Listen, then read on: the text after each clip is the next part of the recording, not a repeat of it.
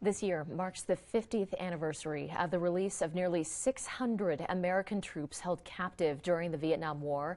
Two of those POWs, former pilots, are from right here in Colorado. Tonight, KRDO News Channel 13's Josh Helmuth shares their stories of survival, how they endured years of torture, and their historic homecoming. In this special report, POW Pride 50 years later. You know, I didn't have a camera. If a picture is worth 1,000 words, that's when I was young and had hair. These gentlemen could fill the Library of Congress. And this is my buddy Orson, a talented illustrator. I said, I'm going to draw this Marine. Mike McGrath sketched a heroic, unbreakable soldier. But he was tough. He was a legend among the POWs. Who he only heard of through the walls of a Vietnamese prison. And there you are, sitting here on your stool for 20 days without sleep. A fellow soldier who provided hope, and with whom would later form an unbreakable bond. We left people behind, and that's tough. And we've been fortunate. Mike and I are blessed. Mike was a lieutenant commander in the Navy when he was shot down in Vietnam in 1967. This is shortly before I was shot down. Where he lost nearly 6 years of his life away from his family. When I left, the kids had crew cuts.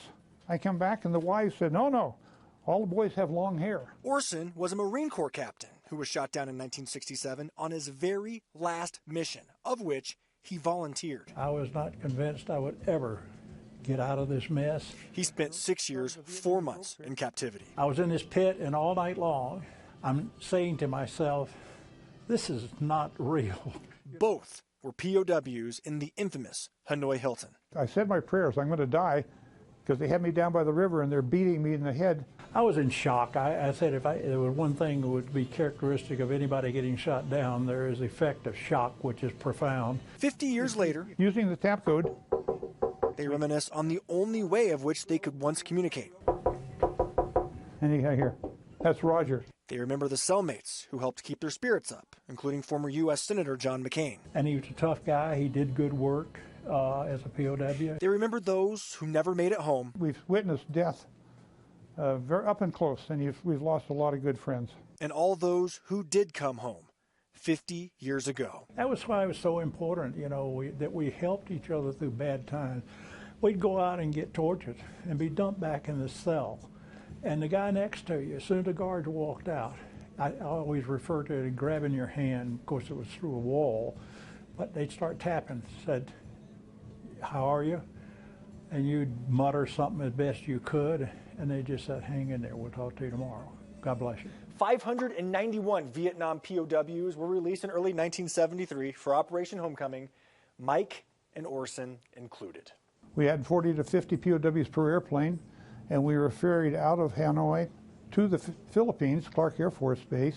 While they're certainly honest about what happened to them in Vietnam, they put me on my knees for 30 hours one time. Mike and Orson focus more on their triumphs. It's once defeated, the real men got up and did it again and again and again. They tell jokes. Can we slip a bottle of this wine in the vice? And instill hope. From our point of view, we just did what we were trained to do, and we did it well, and we did it honorably. With zero regrets. We've accomplished many things, made many mistakes, but by God, it's worth living, and I have never really resented a thing about it. Josh Helmuth. Ready? Great stories. News Channel 13. Great stories. I always told myself, we must prevail. And by God, we did. Yeah. Lone Tree. Wow. The fact they can even talk about it so openly now. Yeah. Pretty remarkable. A lot of trauma, for sure. Orson and Mike, along with several other Vietnam POWs, were flown to Boston earlier this month to the American Heritage Museum. They were the first to see a new exhibit honoring all those imprisoned in the Hanoi Hilton. The museum shipped in remnants of the prison camp and rebuilt it, giving Orson and Mike a chance to sit in the same cell they lived in more than 50 years ago. Orson called that exhibit unreal, saying it was very moving. As for what happened since their release in 1973, Mike and Orson both went on to have wildly successful careers. Mike with the Navy and United Airlines, Orson in government, most notably 8 years serving in the Reagan administration. Wow.